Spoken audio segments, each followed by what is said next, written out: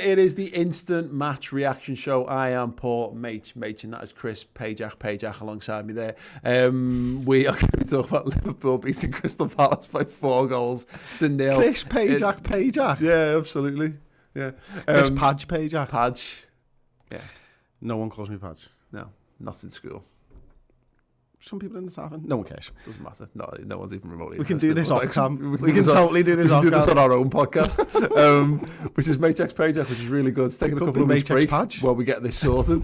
But yes, anyway, Liverpool beat Crystal Palace by 4-0, Chris. We absolutely battered them. And any lingering fears or doubts that this Liverpool side are anything less than the best in the world and best in this country by an absolute country mile, completely and utterly blown away by a scintillating performance. It was, and from the get-go, from the first whistle to the last, we were on it, and maybe 10-15 minutes in, you're thinking, oh, this is going to be a tough game, this is exactly what Palace wants, but it never felt in doubt. It felt different to the Everton game, and I don't know whether that was because we were playing at Anfield, because we played a game of football already, because Mo Salah was playing, because Robertson was playing, I don't know, but it just looked like the Liverpool side that we're so used to seeing, and credit to the manager again, he gets the team absolutely spot on. I do think that the Zaha injury really did affect Crystal Palace, but I don't think it really affected the outcome of the game. I agree. I completely agree with that. I think that it makes them less of a threat. He's their big out ball. He's their best player, isn't he? I think there's no really getting away from that.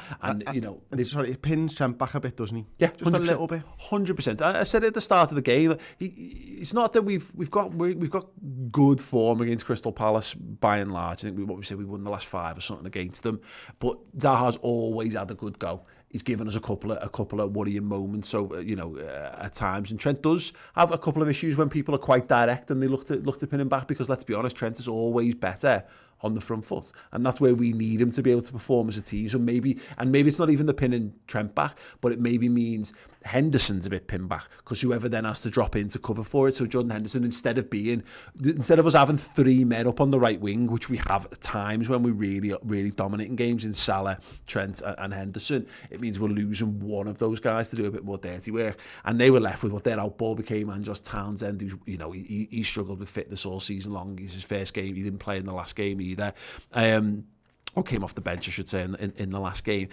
I was fast, but they were playing them through the middle. Max Meyer, we've talked about it, he barely plays. He's definitely not a left winger. So yeah, you're right, it played into our hands, but we still had to go and stick the ball in the back of the net, and we did a few times. Yeah. Obviously Trent just a world-class free kick, and we joked during the live stream about Max Meyer being in the wall. I don't actually think it went over his head. I think it went over the one the player just inside of him, basically. So it was a hell of a free kick. It doesn't matter who's in the wall there. I think that one's flying in, and once we'd sort of broken the barrier once, I think it gave us the confidence to go out, express ourselves. For me, what I enjoyed most about the performance was probably, apart from Fabinho, because I think he was man of the match by a country mile, I'm sure we'll talk about him, but it was the movement between Trent and Henderson and Salah. I said that a couple of times, they keep on creating space for each other, and it's not like it's the same movement each time. They're all doing slightly different things to free up one of them, and it's mad, because they must work so hard to make it look so effortless.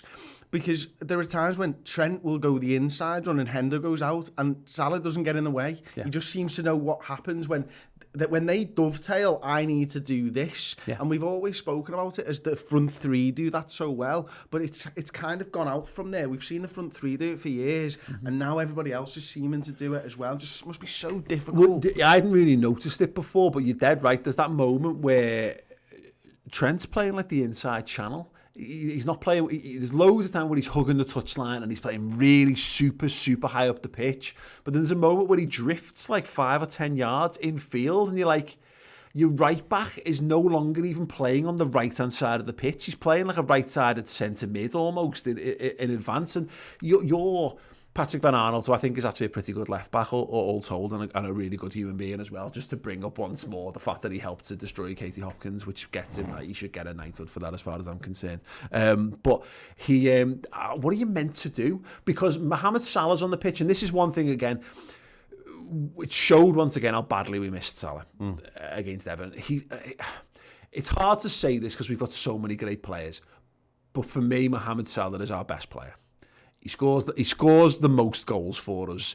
He is a constant threat. He can score every type of goal going, and he also gets tons of assists as well. And when you're going up against him as a defender, you're thinking, dear God, I'm going up against Mohamed Salah. And then all of a sudden, he's just decides to he waltzes in off the touchline for a bit, and Trent in.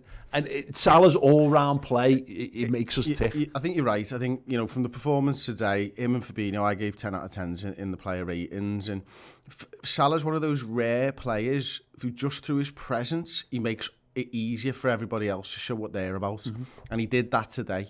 Whether it was Bobby having a bit more space in the centre, whether it was Henderson or Trent Alexander-Arnold, they all play better for having Mo Salah there. Yeah. And you think of those 2 goals. First of all, Mo's goal. I mean, we not even mention the fact that he fucking chests it down and then scores a goal. Yeah. I mean, that's not an easy skill to do, but when it's Mo, you think, oh God, it's just Mo. That's what he does. Yeah. He's able to do he's that. scoring the second he brings it down. Exactly. And again, we spoke about this during the stream and stuff, but it's him and just him being there that means that Van Aanholt has to respect his pace and sit a couple of yards deeper than the rest.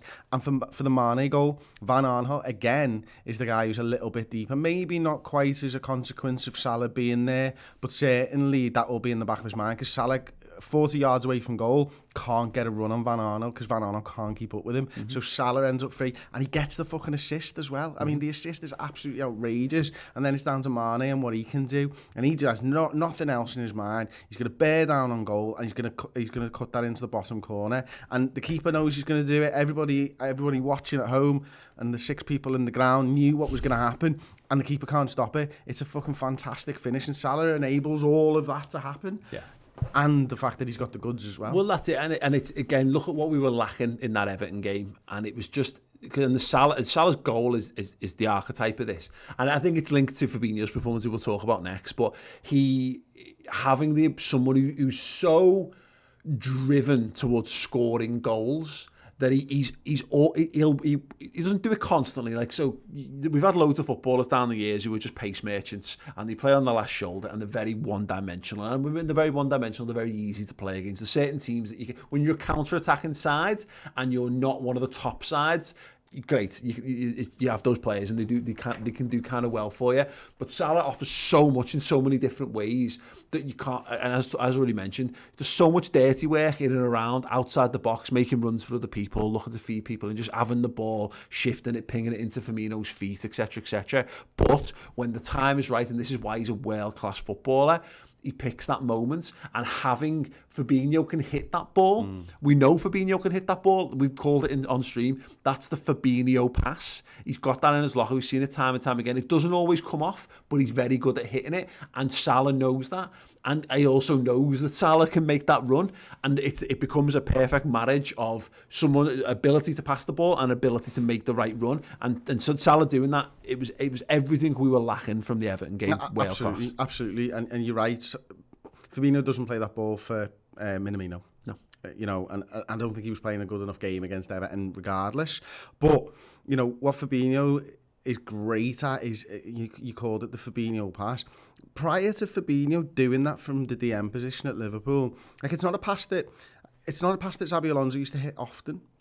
Yeah. And the game's changed a bit, so maybe it's not a fair comparison. Yeah. The most recent comparison I can think of, although he was probably playing well before Xabi Alonso, is Pirlo. And it's one of the most difficult passes to play in football. A straight ball, not across an angle or anything like that. It's a straight ball over someone. And you just don't see many midfielders doing it. And that wasn't all that Fabinho did, but it meant that they had to respect that. They had to try and press him quickly.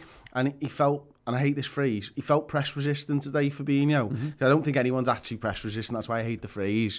But I think he was just brilliant. He was moving the ball so quickly, and he was so decisive with where he wanted to put the ball, that Crystal Palace couldn't get anywhere fucking near him today. And he just pulled the strings. He got to, it was the complete DM performance today, and I think I've been a little critical of Fabinho, and I think where Fabinho struggles is normally in these type of games when he's challenged with being the defensive screen, he's challenged with being the guy who breaks things up, but that he looks, he can be a bit too static. He can be a bit too fixed in position. We said it in the early minutes of the game. What we needed, and and you referenced it, and you had a bit of a go about it in terms of people saying about the creativity of the midfield.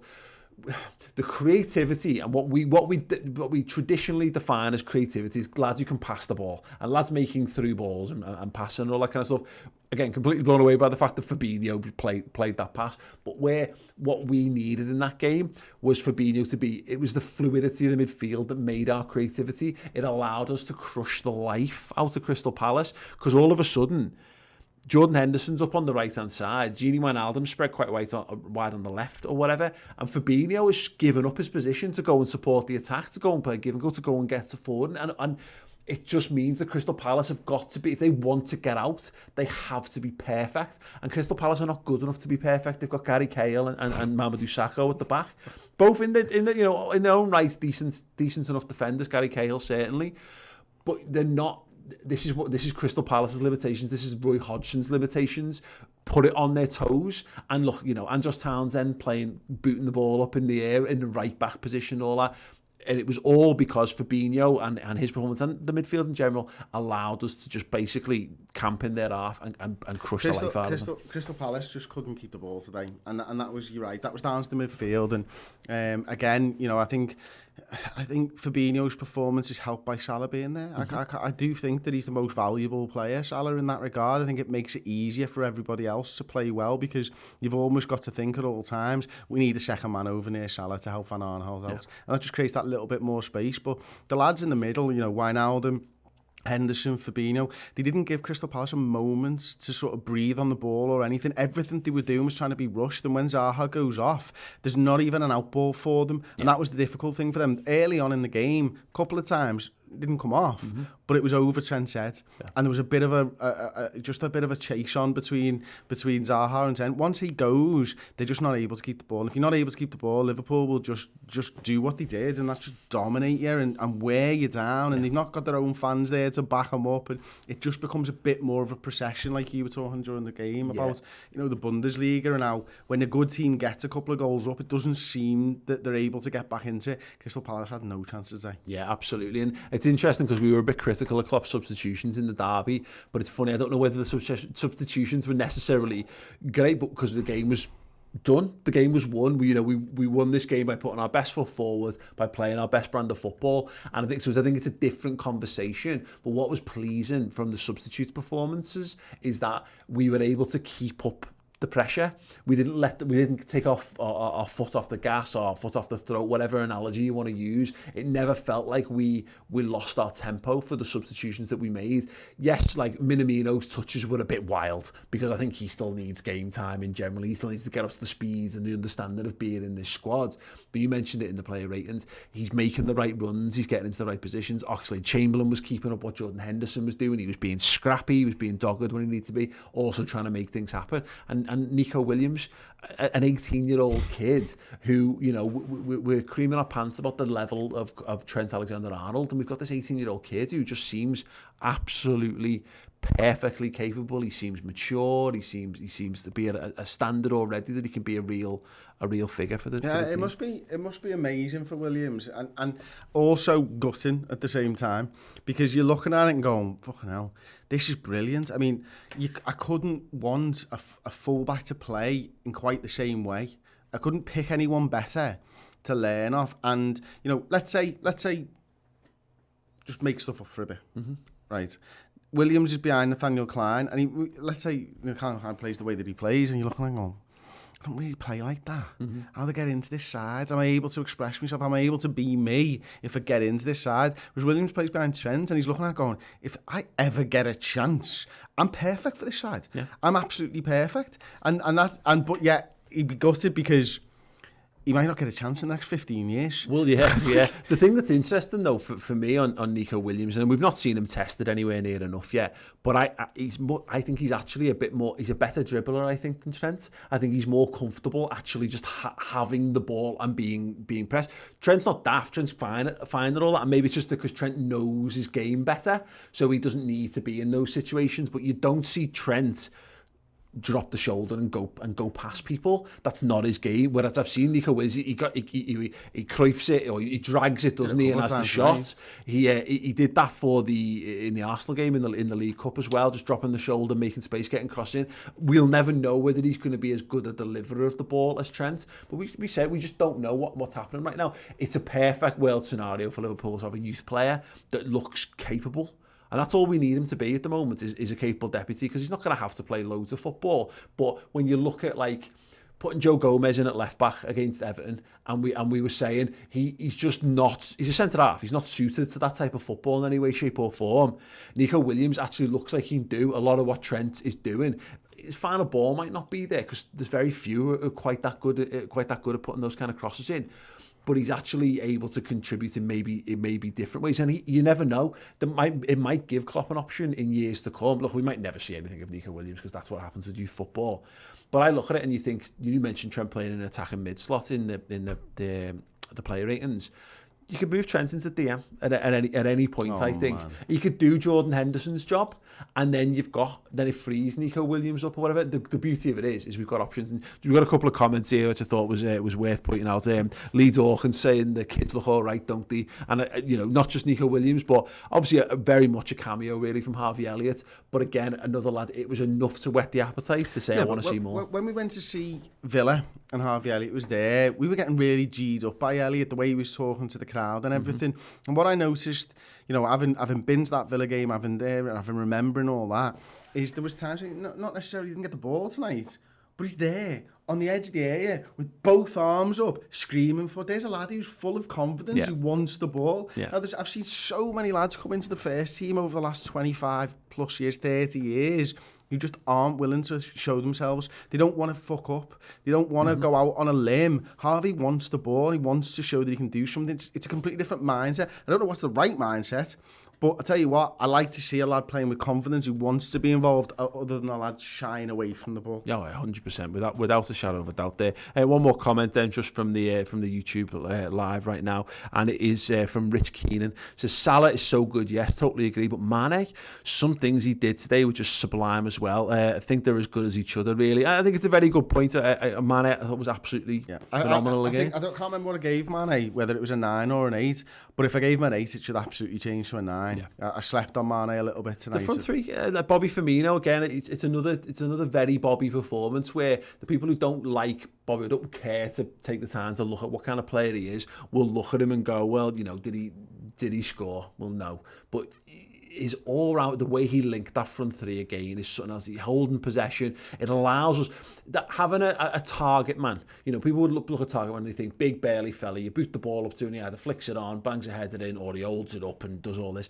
For me, someone's ability, particularly when they were basically playing a bank of 4 and a bank of 5, someone's ability to hold possession for as long as Roberto Firmino does in that kind of pressure cooker environment, that is a very, very underrated skill. If you can't make the ball stick, our entire system falls down, because when you're getting the ball up the pitch, it just allows you to gain a foothold. It's like chess. It's like you get to move your pieces around while this guy is doing this thing and everyone's attention's on him. It means Gini can move up 5 or 10 yards. It means Hendo can push on. And all over, all round, Mane, Firmino, spectacular. We will stop there because we've got the final word show to do and we don't want to tread too much. But I want to know from you guys in the comments, if you're watching live or if you're watching after the fact, whether you're listening in podcast form as well, you can tweet to @Redmen TV. Any topics you want us to discuss on tomorrow's final word show, anything we've not covered there that you really desperately want to see covered, whether it's opinions on particular players or particular moments that you think warrant discussion, let me know them in the comments and I'll pull as many of them I can into the final word show. To get that show, you can sign up to the redmentv.com. It is £5 a month. You get a whole host of extra shows as well. There's going to be the Around the League show, which is Ross and Ben and Louis Benavente from any number of Chelsea channels. Chelsea Echo? Yeah, Chelsea Echo. Talking about all kinds of football things. We've got the Reds News Roundup show, which is rounding up all the big Liverpool talking points every single week as well. And we've got a massive, massive back catalogue of interviews with Liverpool players, past and present as well. It is a brilliant service. We absolutely adore it and we think you guys will too. If you don't want to go the full full hog on that and you want to stay on YouTube, you can do. YouTube memberships are now available. Tier 1s get some extra emotes, which you'll have seen in the comments, including the Premier League trophy, which is very nearly ours. And Tier 2 and Tier 3 get discounts on Redmen merch, and they get the Final Word show, the aforementioned Final Word show, to watch on YouTube as well. But Chris, thank you very much. It's been Mate, it's been a pleasure. And thank you to everybody who's watched this live, the whole stream. Let us know if you've been here from start to finish. Yeah. I've massively enjoyed it. You know, we can't read every single comment out, but we do see so many of them. It really does make the show what it is. It's been an absolute pleasure to do it tonight, Paul. Thank you as well, mate. Absolutely loved every second of it. Absolutely just brilliant. Yeah, and we'll be back with another Fan Zone watch-along commentary for the Liverpool-Manchester City game on Thursday. Will it be a title decider, or will it be us celebrating a guard of honour? You'll only wait to find out is to tune in there, of course, and obviously to tune into the footy before then. And stay tuned to the channel. There will be something coming up for the Man City-Chelsea game as well, which could well see us crowned as champions tomorrow night. What a time to be a Red. What a time to be a Redmen TV subscriber. We'll see you all soon.